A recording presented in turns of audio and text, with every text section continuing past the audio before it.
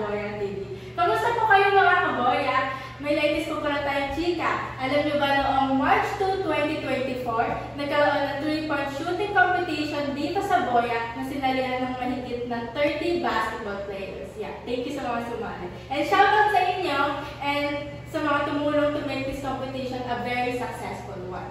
Shoutout din po kay Chairman Chris Palo ng Barangay 188. Kung hindi niyo po napanood ang 3-point shooting competition ng Boya, ang mga nanalo ay sina Misa Elsie Mutol, the second runner-up, Daniel Hermosula, the first runner-up, at ang 3-point shooting champion ay si Wendell Ramos na tumanggap din na cash prize na 1,500.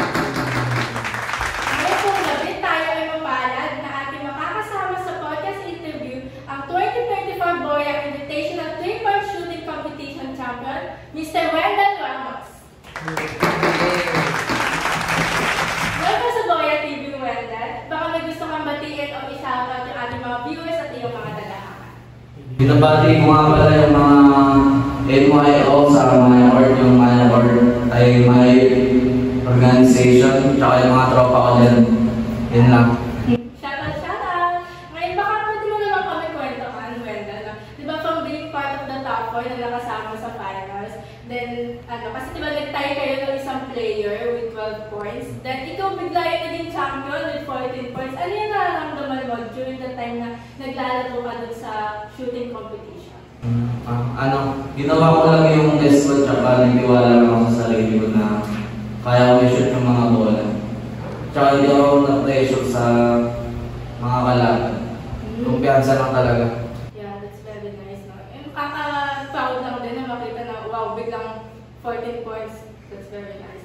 Sige, so ngayon pag-usapan naman natin yung umpisa ng basketball journey mo. Where did it all start for you? Paano ka napamahal sa basketball? Nung bata kasi ako, naglalaro-laro lang ako sa amin, sa labas. Yung mga ginagawang mga court lang, gano'n. Boya court lang din? Hindi, yung mga bata talaga, nung maliit pa.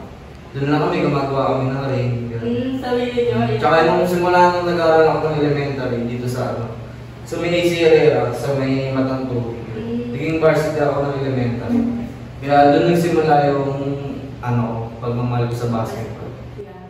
Okay, that's good. Paano ka naman natuto at gumaling sa basketball? Diba doon ka nag-start dun sa isip na yung gumagawa kayo ng sarili nyo. Paano ka naman gumaling? Paano naging yung progress mo? Paano yung step by step? Yung laro lang ng laro. Parang gusto ko lagi nasa court ako eh. Umaga, tanghali, talagang sa laro ko, sobrang itim ko na, maglaro lang. Kasi sa hapon, may naglalaro, mga matatanda. Pag alas stress na, tatabi ka na. Nalaro ko, 12 to 3. Oo. Tsaka pag umulan nandun, masaya ako kasi nasa solo ko yung court eh.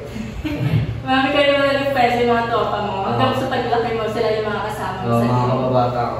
Yeah. Okay. So, walang tanong naman, Wendell, no? Kung meron kang life advice para sa mga kabataan na nanonood ngayon sa channel, ano ito?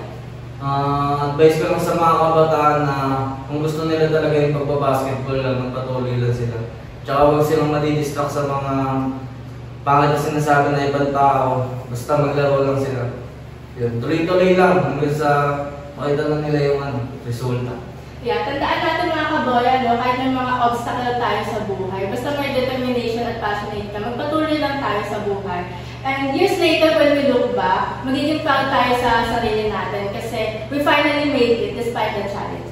Thank you so much, Wendell, sa pag-guest mo dito sa Boya TV. Now, before we end this episode, baka may mga gusto ka pang additional na batiin or shoutout. Binabati ko yung mga tropa kong Dayo Boys, mga kasama kong tumayo tuwing hapon. Tsaka yung girlfriend ko si Aubrey. Ngayon lang. Shoutout. Tama din po pala sa sponsor natin na Tienmas Taiwanese Cuisine. Okay, so thank you guys sa panonood dito sa channel. Don't forget to subscribe,